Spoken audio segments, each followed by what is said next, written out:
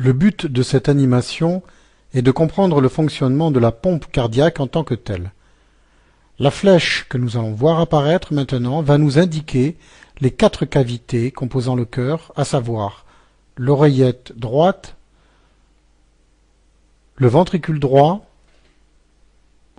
le ventricule gauche et enfin l'oreillette gauche. La flèche survole maintenant l'artère pulmonaire en blanc, permettant le transport du sang du ventricule droit vers le poumon, et la crosse de l'aorte en rouge destinée à transporter le sang du ventricule gauche vers l'ensemble des organes du corps.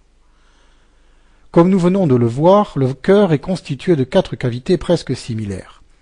Le ventricule droit et l'oreillette droite étant moins volumineux que l'oreillette gauche et le ventricule gauche qui sont indiqués ici par la flèche bleue. Pour mieux comprendre le passage du sang à l'intérieur des différentes cavités cardiaques, supprimons virtuellement le ventricule gauche et l'oreillette gauche pour ne garder que le ventricule droit et l'oreillette droite, matérialisés ici par les sacs en gris. Imaginons que le sang pénètre dans une oreillette.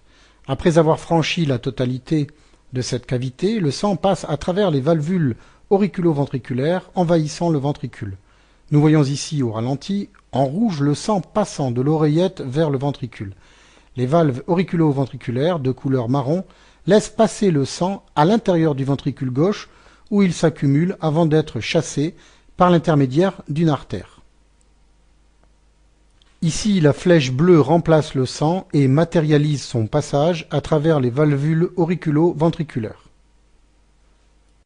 Revoyons maintenant ce cycle cardiaque à un rythme normal, puis au ralenti. 1. Remplissage de l'oreillette. 2. Passage du sang de l'oreillette vers le ventricule. 3. Éjection du sang à partir de ce ventricule.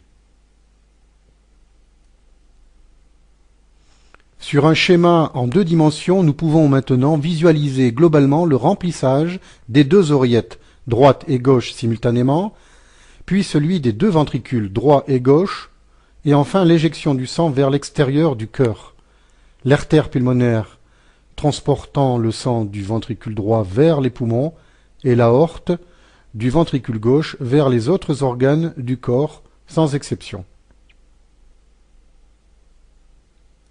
Le schéma fixe nous indique en violet l'artère pulmonaire au départ du ventricule droit et en rouge l'aorte au départ du ventricule gauche.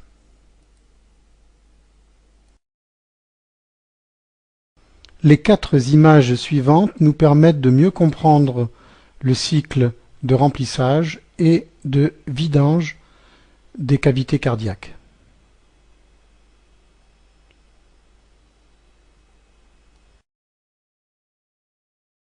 D'une façon plus réaliste, revoyons maintenant en détail le cycle cardiaque à un rythme normal, puis à un rythme très ralenti, ce qui permet de mieux comprendre le passage du sang à travers les différentes cavités du cœur.